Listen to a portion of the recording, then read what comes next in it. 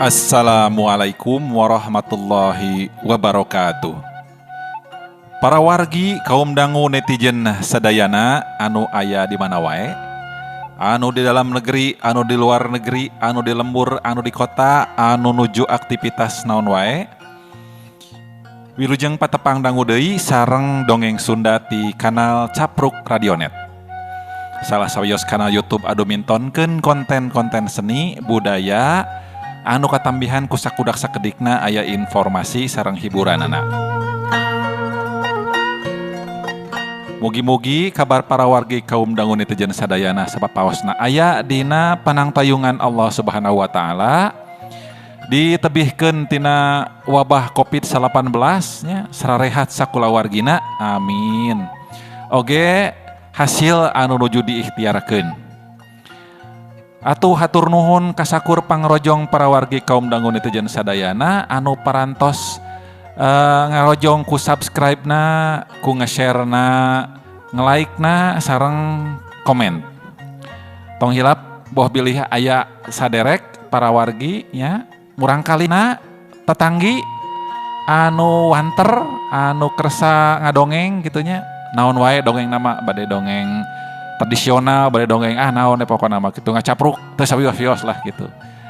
Anu lamina kirang langkung 3 dugi ka 5 menit atau napi paling lamina 7,5 menit.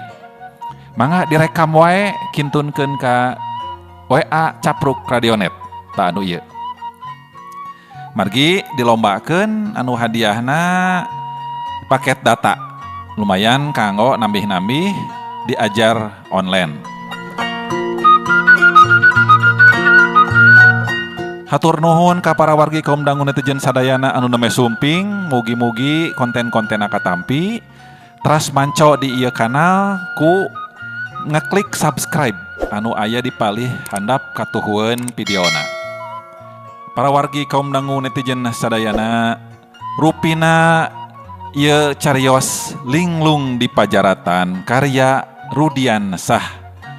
Tos cunduk waktu ninggang mangsa bade reres.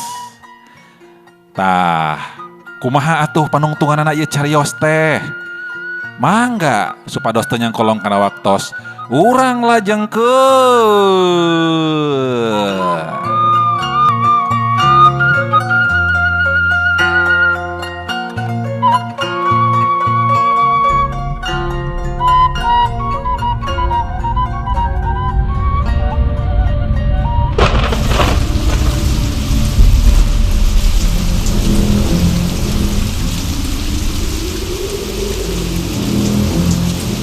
Oh Gusti, kedah kamana deui isim abdi ayeuna milarian pun bojo anu luntah. Os wengi kieu abdi milarian anjeunna beriuh hujanan, tapi teu acan keneh kenging laratanana. Gusti, mugi aja sim abdi dikiatkeun tina ieu cocobi. Sarang di mana we ayana pun bojo, sarang orok anu dikandungna. Pogia anjeuna sarang orok anu dikandungna teh tetep dina kaayaan salamat. Tur tiasa kepenak deui ku jisim abdi dina wengi ayeuna keneh Gusti. Rohman teu weleh munajat ka pangeran, miharep sangkan tarekah jeung doana bisa dikabulkeun ku pangeran anu maha welas. Leuwihna ti kitu manehna miharep kaayaan Juwanti jeung orok anu dikandungna bisa salamet tur bisa kapanggih laratanana ku manehna. Grubuk! Rohman ngagurubug reuwas waktu karasa ku manehna aya nu antel ngait kana beuheungna. Disangkana ku Rohman mah eta teh oray, tapi satu tas manehna sirik yen anu ngait kana beuheungna teh lain oray, tapi hiji itek. Rohman gancang ngalia ka tukang sirahna, breh katempo ku manehna, ambu marah geus nyampak aya keur nangtung di tukangeun manehna di eta pos tempat manehna diuk nyuhan. Ambu geningan. Nah ambu bet biasa aya di dieu. Iraha sumpingna ambu abdi berita terang kieu ieu nih ngadadah kieu. Rohman kebek ku rasa heran sabab kedatangan anak Ambu Mar'ah ke eta tempat estu teu kanyahoan ku manehna. Rohman netep antep ka Ambu Mar'ah anu kadengengeh keh seuri bari harita nyarita.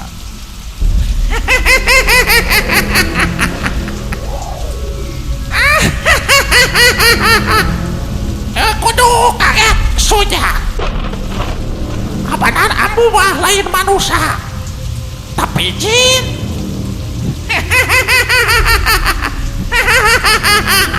Matak, si Sujang teh kudu kaget jeung aneh. Lamun kedatangan Ambu ajeuna ka dieu teu kanyahoan teh ku si Sujang. Sabab Ambu teh kapan bisa ngaleungit. Sora seurina Ambu Mar'ah bet estu mirip pisan jeung sora seurina Mak Lampir anu gageugeuh di Gunung Marapi. Harita ngeh keh seuri ngandung sora pangabaran anu mampu ngageterkeun hate Rohman salaku jalma biasa. Ini tarik Ambu sora seuri teh. Kalarasan atuh we Ambu. Sumping ka dieu ayeuna. Janten abdi oge bakal tiasa tumaros ka salira Ambu panginten ieu teh. Ngeunaan naon anu nuju dipermasalahkeun ku diri abdi dangat ayeuna Ambu. Tembak Rohman jadi pinuh pangharepan.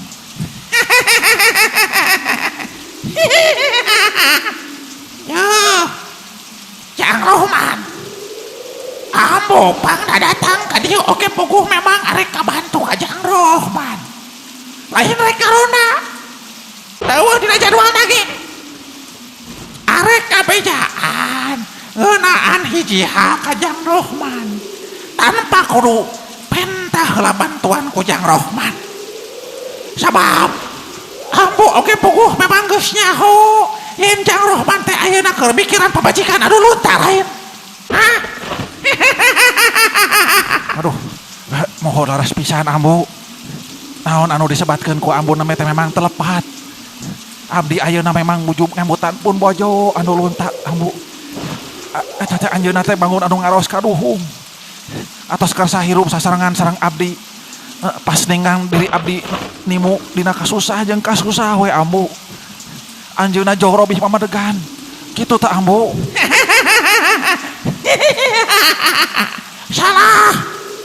Salah kacida teh. Pamikiran anu salah Rohman. Salah dugaan. Sabab pamajikan Jang Rohman sabenerna mah teu boga adat siga kitu. Lain manehna teh estu sabenerna satia kanu jadi salaki teh ya. Tapi tos aya buktosna Ambu. Anjeunna lunta maksa melaan bapak abdi anu cilaka gratu ditu. Tiguling tina kursi roda. Paseha jeung pamajikan kuring eta. Anjeunna maksa pikeun lunta ninggalkeun rompok. Janten naon atuh alasanana Ambu. Upami anjeunna sanes ngaros ka duhung mah ngarubah tangga sareng abdi. Lebah dinya mah Jang Rohman teh kudu sadar Jang Rohman. Tur taliti. Naon pangna pamajikan Jang Rohman kitu sekepna. Sabab manehna kituna teh memang aya pangaruh dina ilmu pelet anu dipentangkeun ku hiji lalaki ngalewatan cai uyah warirang jeung taneuh kuburan pameret hiji dukun. Ngajadikeun pamajikan Jang Rohman terus jadi ilang kasadaranana. Leungit budi ilang akalna. Manehna indit pikeun datang ka ibah eta jalma. Kitu tah Jang Rohman. Ngadenge Ambu Mar'ah nyebutkeun yen pamajikanana nyaeta Juanti. Kapelet ku lalaki teh Rohman langsung teg wae hatena curiga ka Kuredi. Sabab memang taya deui lalaki sejen atuh anu sok ngaganggu jeung mikahayang ka Juanti teh ngan iwal ti Kuredi jalmana. Aduh. Geus pasti si Kurdi atuh jalmana anu geus ngalakukeun saperti kitu teh Ambu. Deuk-deuk jeung baksa mikahayang ka jalma teh. Aduh. Abdi kedah enggal-enggalan miang ieu teh Ambu. Pikeun ngadatangan tempat imana si Kurdi. Sabab abdi hariwang ku nasibna Juanti istri abdi Amru. Sieun kumaha onam. Yo, kaditu geramiang Jang Rohman. Beung hujana ayeuna mah geus rada raat. Ngan ayeuna Jang Rohman kudu bisa tenang jeung regreg hate. Tong hariwang ku nasibna Juanti. Sabab Juanti pamohalan bakal beunang diguna sika ku eta jalma jahat lantaran kaburu aya opat arwah anu nyurup kana ragana pikeun males pati ka eta jalma jahat. Kitu ta Jang Rohman. Astagfirullahaladzim. Aduh, mohon hatur nuhun ambu. Ambu ayeuna parantos ngabartosan kana kaayaan pun bojo ka diri abdi. Sareng ngabartosan di mana ayeuna. Mangga ambu abdi saja mihang. Geus kitu mah Rohman terus pamitan ka Ambu Mar'ah pikeun terus indit ka imahna Kurdi.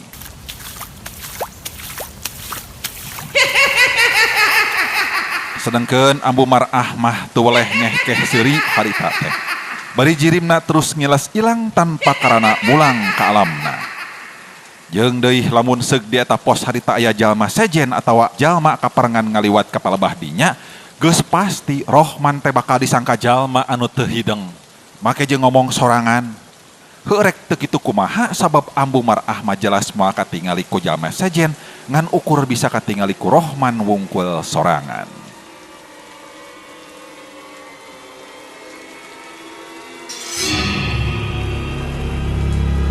Kocapkeun deui harita di imahna Kurdi. Kaayaan di imahna Kurdi haritangan beuki tambah keung bae kaayaanana. Lampu imah reup brai hurung pareum mata krunyai kana panon jeung mata lieur kana sirah.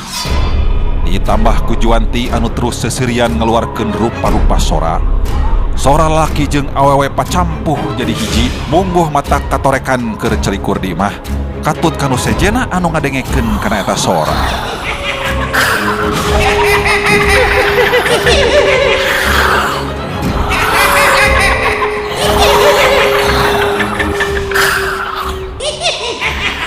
Kurdi pakeakeun ieu kulangan anu fungsi jadi korban kakejebaan maneh.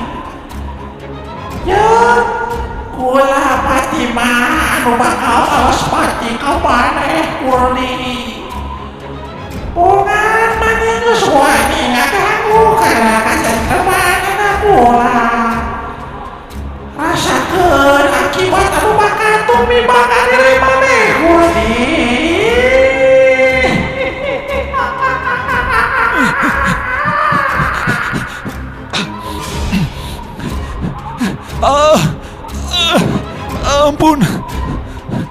Ampun, Neni, Fatimah, ampun, kuring tong dipaehan, ampun, kuring ayeuna ngaku salah, kuring janji moal deui ngaganggu ka anak anjeun, kuring tong dipaehan Neni, Neni, hampura kuring. Kurdi terus undur-unduran badana ka tukang bari ampun-ampunan meta dihampura sangkan dirina ulah terus binasa ku arwah Deni jeung Fatimah. Nya anu geus nyurup kana ragana Juanti. Ari Juanti tembong lempang ngarangseg ka hareup bari jeung ngagerem. Leungeun nyologodor ka hareup niat arek nyekek kana beheungna Kurdi anu katingali badana terus undur-unduran ka tukang lantaran sieun.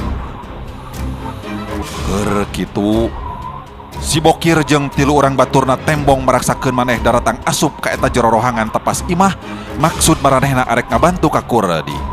Sakaligus arek ngarejengan ka badan Juanti anu keur karasukan ku arwah-arwah panasaran mangsa arek malas pati ka Kurdi harita.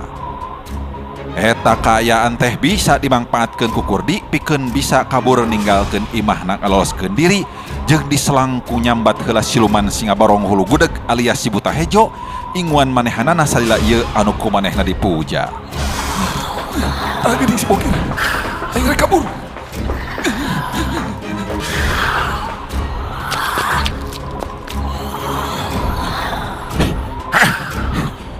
Hei, Juanti. Ahli maneh teh oi. Gelo sugan maneh teh. Jeung rek paehan bos kuring segala rupa sia. Awas sia rasakeun yeuh. Si Bokir, si Dasep jeung si Ebod katut si Godin harita langsung ngabagi diri sarta geus taki-taki rek ngeureun badan Juanti ku tambang gede anu geus disadiakeun ku maranehna opatan. Wer. Masing-masing tambang harita diputar-putar. Siut. Wer. Set nyet. Barang ti opat jurusan. Harita opat tambang pating belesat terus ngerad kana badana Juanti. Suku cangkeng leungeun jeung beuheung geus beunang kaeurad ku eta tambang. Ngajadikeun Juanti teu bisa walakaya deui ayeuna mah ngan ukur bisa ngagibeg-gibegkeun badana hayang bisa leupas tina eta euradan tambang tapi teu bisa. Kacaturkeun ayeuna Kurdi anu lumpat kaluar ti jero eta imah. Manehna teu bisa kebat lampahna sabab kaburu dipegat ku Rohman di pakarangan imah. Cikok, bangkieung. Kurdi ngabangkieung ka tukang badana waktu carehamna teu kanyahoan aya nu nonjok satarikna. Ya. Mana pamajikan kuring ayeuna Kurdi? Jawab. Kurdi dijungjungkeun awakna ku Rohman, kerah bajuna berejeung dijegong satakerna. Kurdi teu waka langsung ngajawab manehna kalakah ngadon terus seuri sinis ka Rohman, sanajan bari sumengir nahan ka nyeri satulang sandi oge, manehna masih tetap keneh bisa nyarita ngalelewaan ka Rohman. Telat maneh Rohman. Si Juanti ayeuna sabeuh ku aing disarean euy.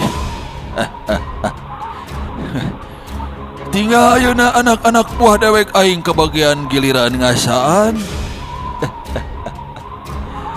Nah maneh masih kene butuh ku pamajikan anu kotor siga kitu. Geus teu suci. Dasar jelema teu boga iman sia. Sangeunahna we nyarita teh. Hiya, cekok. Habek. Cekok. Plak. Kurdi pipina ditampiling bulak-balik kenca katuhu ku Rohman. Sarta ulu angeuna oge disenul ku tuurna Rohman, ngajadikeun Kurdi tuluy ngagebruk kapiuhan teu inget di bumi alam. Sanggeus kitu Rohman tuluy meru asup ka jero imahna Kurdi, tapi barang asup ka jero ita imah, tetela geus teu aya sasaha. Juanti. Ya Juanti. Di mana anjeun ana Juanti? Meh tiap panto kamar hari tadi bukaan ku Rohman. Tapi lebang Juanti jeung opat jalma nu tadi ngarejengan ka manehna geus eueuh di eta tempat. Juanti. Aya di mana atuh are anjeun Juanti? Ya Juanti. Ya anu jumilarian diri anjeun Juanti. Aduh. Dedah teuin diri anjeun Juanti. Heuk anjeun teh keur kakandungan. Ayeuna bat kudu yang hareupan masalah anu sakieu beratna. Dedah teuing Juanti. Anjeun wayahna kudu kuat yang hareupan ieu coba. Urang janji bakal sahirup samati demi sucina cinta urang duaan Juanti.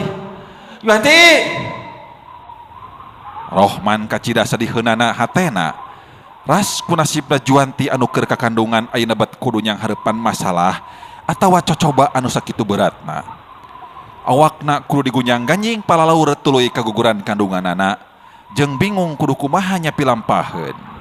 Sabab di imahna Kurdi tetela Juanti teu nyampak, duka teuing ka mana dibawana. Ngajadikeun Rohman oge mungguh beuki salempangeunna keur hatena ku eta kaayaan sarta sieun Juanti tuluy digadabah kahormatanana ku anak buahna Kurdi sakumaha ceuk caritaan Kurdi tadi. Ngan lain di eta petempatan mangsa ngalagukeunana tapi di tempat sejen.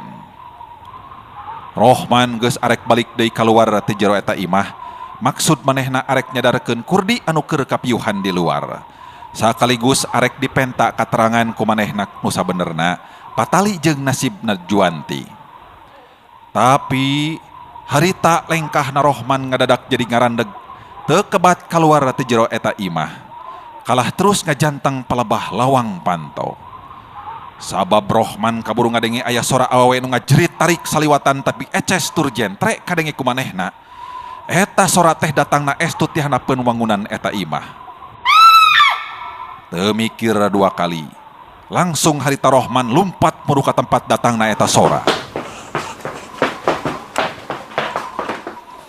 Juanti kacaritakeun manehna keur digiring ku opatan lempang di bawah karohangan bawah tanah. Ngantang tuwe beda ieu mah lain ka tempat anu ti heula waktu neni dibinasa ku Kura di tea.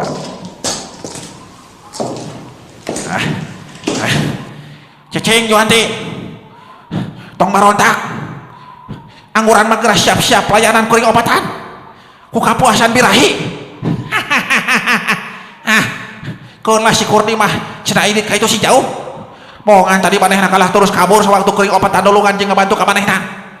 Ditulungan ku urang opatan kalah kabur manehna mah. Atuh sok sok lah nyai ayeuna mah. Urang silih bare kanikmatan jeung Kang Bokir ieu. Ararapaleun kabeh ka Kang Bokir mah deui. Akang rek mere kanikmatan ka nyai, pon kitu deui nyai kudu bisa bare kanikmatan ka deui akang opatan. Yo, hitung-hitung nyai mere imbalan we jeung akang opatan utas capek gawe nganulungan ti Kurdi. Si Bokir mimiti datang adatna nya anu opatan teh sareuri ngandung harati.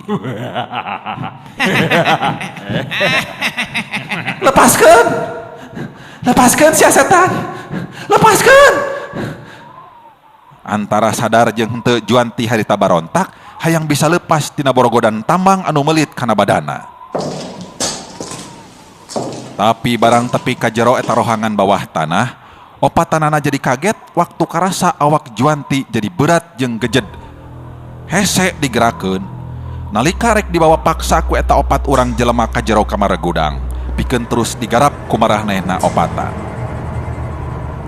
Beuki tarik anu ngenyang badan Juanti, mungguh beuki nambahan beratna badan Juanti anu masih keneh diborogod ku tambang teh. Malah sabalikna, daripada Juanti adu beunang kagusur ku maranehanana opatan, kalah maranehanana opatan anu terus ngangkong badana ngalayang ka luhur. Bangun anu terus katarik ku tanaga batin harita sajengkal-sajengkal badana masing-masing ngalayang ka luhur.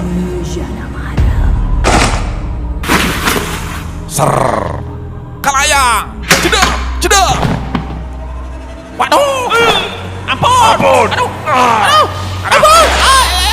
Ampun. Saterus nakatempo harita opat badan pating kalayang kakenca jeung kakatuhu, pating jardak diadu jeung tembok lantaran ngahaja dibanting-bantingkeun ku Juanti bareng jeung lesotna tali tambang anu melit kana badana Juanti. Disusul ku pating galerona eta opat urang jalma lantaran nahan kanyeri. Set kep ngan sakilat tambang anu lesot tina badana harita ditewak tungtungna kedua leungeun Juanti. Nyaho beheung si Bokir jeung tilu urang baturna geus kaeurad ku eta tambang. Teuing kumaha cara ngalakukeunana eta Juanti, anu jelas Juanti oge moal sadar jeung nyaho kana sakabeh anu geus dilakukeun ku manehna.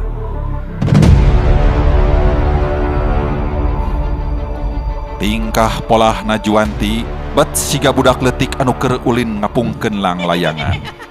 Seuri cicikikikan bari ngapung-ngapungkeun badan si Bokir katut tilu urang baturna ku dua leungeunna make eta tambang. Teu paduli jalmana arek sakarat nu penting Juanti sugema. Wer, kalayang cedak. Wer, kalayang cedak. Ikeun kasakitu kalina si Bokir jeung tilu urang baturna diadukeun deui ku Juanti kana tembok. Aya kana tilu kalina mah si Dasep terus ngalenggerak kapiuhan harita teh. Sabab teu kuateun nahan kanyeri dina sirahna anu beunang kabenturkeun kana tembok ku Juanti.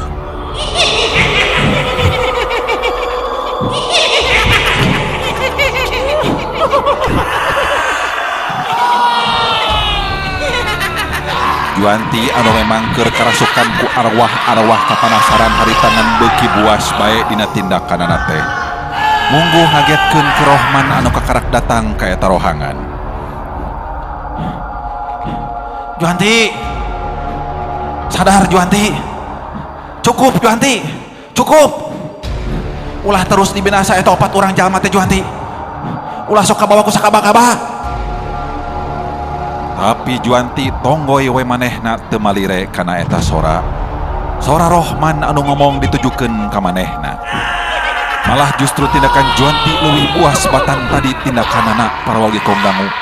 Ngabanting-bantingkeun badan si Bokir jeung tilu urang baturna kakenca jeung kakatuhu, kaluhur jeung kahandap kedua leungeunna bangun anu hampanginaker. Jeung jelas tanagana Juanti teh ayeuna mah jadi bedas beda jeung biasa. Akibat kacampuran ku tanaga arwahna Neni katut Fatimah anu geus nyurup kana ragana. Juanti, sadar Juanti, Juanti, ulah sok kabawa ku sakabah-kabah. Cing karunya kanu dikandung Juanti. Ingat Juanti, ya Rohman, omat lepaskeun eta obat jalma teh Juanti. Lepaskeun tong dibinasa. Angguran gerak istighfar Juanti, istighfar. Astagfirullahaladzim Juanti, istighfar. Sakali deui Rohman nyobaan nyarita ngolo sangkan Juanti eling sadar tina karasukanana anu harita persis keur nangtung nongongan ka manehna. Sanggeus cukup pila kakarak Juanti ngabalikeun awakna ka tukang tuluy netep seukeut ka Rohman bari nyarita.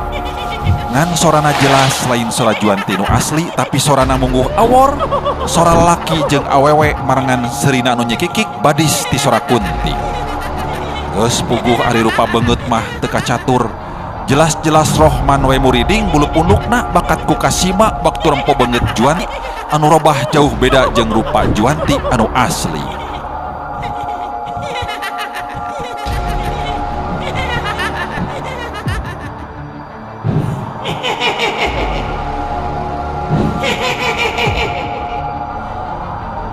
Anjeun tong ikut campur kana urusan kula Rohman. Ya opat jalma teh memang pantes kudu dibinasa kulangan kula. Ayahna pamajikan anjeun jasadna ku kula diinjeun. Pikeun balas mati ka jalma-jalma jahat seperti si kuda jangan tega-tega. Tenang, tenang Rohman. Tong salempang, tong sieun Rohman. Pamajikan anjeun jeung anu dikandungna pasti bakal selamat. Moal naon-naon.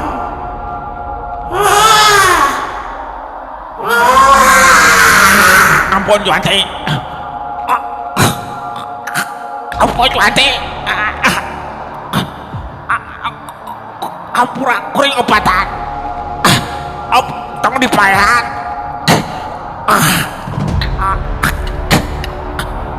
Paling akhir ku Rohman masih keneh bisa kadenge. Tilu jalma sesa tinu kapiyuhan harita ampun-ampunan menta hampura ka Juanti. Sangkan maranehna opatan ulah tulus dibinasa ku Juanti anu keur karasukan ku arwah-arwah kapanasaran. Tapi Rohman memang rumasa dirina teu bisa megatan karena tindakan Juanti saterusna.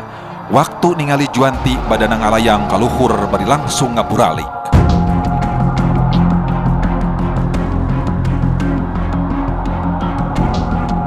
Sukuna jadi aya di luhur, terus napak kana lalangit eta imah bawah tanah.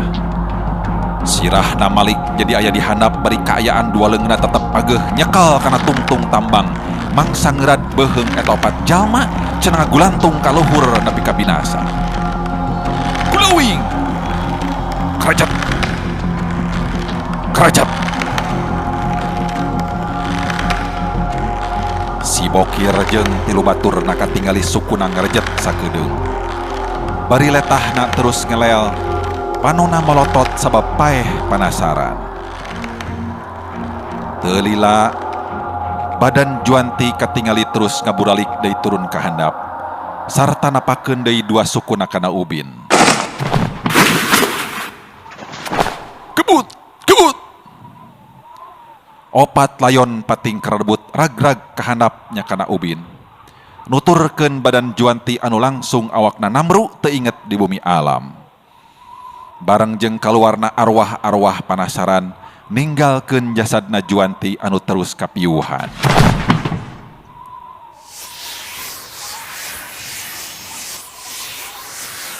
Rohman sakapeung mah manehna ngan ukur malohok mata simeuteun. Asa teu percaya kana tetempoanana harita. Nalika manehna nyaksian kana tindakan Juanti anu mustahil. Mustahil Juanti bakal bisa ngalakukeun hal sarupa kitu lamun seug Juanti keur dina kaayaan pulih kasadaranana. Tapi Rohman sorangan harita gancang sadar, langsung we manehna ngadeukeutan ka palebah Juanti anu keur kapiuhan. Bari langsung dirangkul jeung dicengcerikan ku manehna dina lahunan. Pangeruh tina parasaan hate anu memang keur tagiwur. Aya rasa bungah lantaran manehna geus gancang bisa manggihan deui Juanti. Sakaligus ngarasa salempang ku kaayaan Juanti harita sabab sieun terus kaganggu kandunganana. Oh,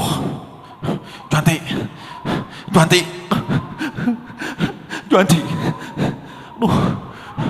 Ku pangalaman teh kieu teuing ari anjeun Juanti. Anjeun bet kudu ngalaman karasukan ku arwah-arwah penasaran segala rupa.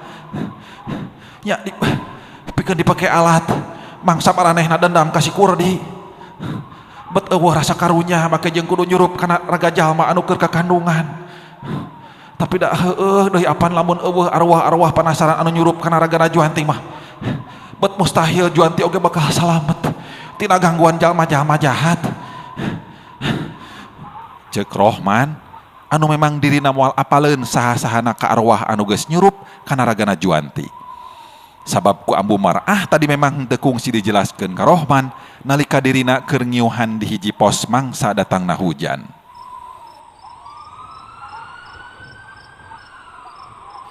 Gancangna carita, harita Rohman geus kaluar deui ti jero eta rohangan bawah tanah. Sakaligus geus aya di luareun imahna Kurdi, pikeun terus mulang ka imahna. Kituna teh Rohman teu poho manehna samemeh ninggalkeun eta patempatan, nyelang nelepon heula ka polisi pikeun ngalaporkeun kana kajadian di eta patempatan.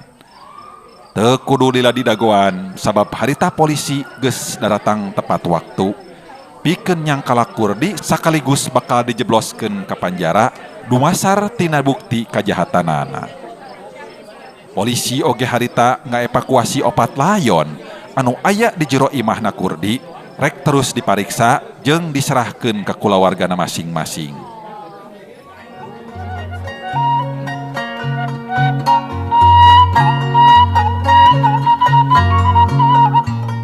Ku nyerelekna waktu memang teu karasa. Waktu nincak 8 bulan geus kasorang ku Juanti mangsa lahirna si Utun inggi ka alam dunya. Jeung deui tetela satu tas lahirna si Utun inggi gubrag ka alam dunya teh mungguh ngadatangkeun keberkahan jeung anugrah ke rumah tanggana Juanti katut Rohman mah.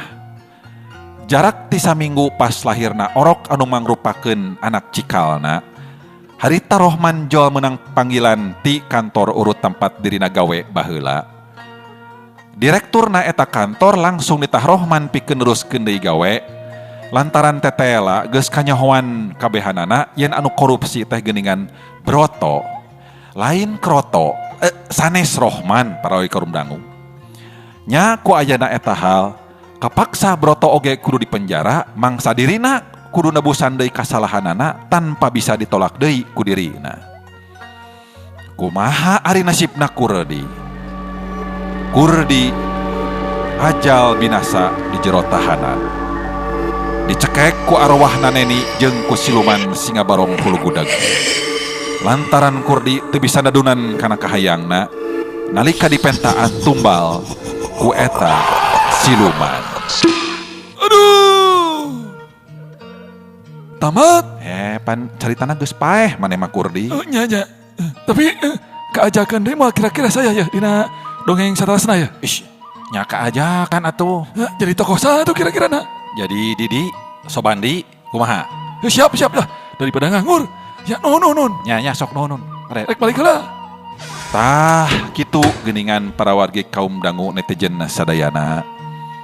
Rupina carios linglung di pajaratan karya Rudiansah tamat dugi ka bagian ka-10 ieu. Kitu geuningan kacindekanana ngudag-gudag dunya anu henteulanna ngagugulung nafsu ngumbar amarah teh geuning akibatna teu pihadeun. Atuh anu sabar tawakal dina kaayaan kaniaya mungguh nu maha kawasa maha adil tur maha ningali pinanggih jeung kebagjaan dina akhireuna. Urang patepang dangu deui dina judul anu sanesna. Mugi-mugi aya mangpaat aya hikmah oge hiburanana dina sakur dongeng anu dipintonkeun di ieu kanal. Sim kuring tekendat neda dihapunten tina sagala rupi kakirangan sareng kalepatan dina midangkeun cariosna. Boh bilih aya nu kasabitna menuju alit kasebat asma dewasa sanes kangge ngahaja-haja mung ukur kalerasan bae. Sim kuring sejamit mundur. Wabillahi taufik wal hidayah. Wassalamualaikum warahmatullahi wabarakatuh. Apa, Cak? Kesangan kieu bos doyong. Capeknya. Ngoprot kieu kesangan.